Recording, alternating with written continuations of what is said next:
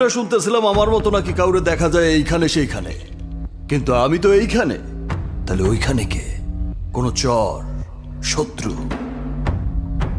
নাকি ভ্রম, tension, confusion? সূচনা আমাকে বলল আমার মতো নাকি একজনকে দেখা গেছে, অভিনেতা। কিন্তু আমার সিনেমায় আমার চরিত্রে যে অভিনয় করবে তাকে যদি দর্শক আগেই দেখে ফেলে তাহলে তো সিনেমা ফ্লপ।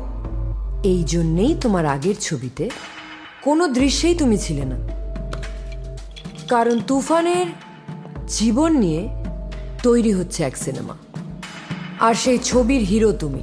সিনেমা নায়ক? ইয়েস।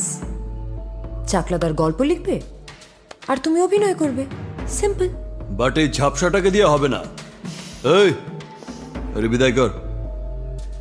শুধু তুফানের মতো চেহারা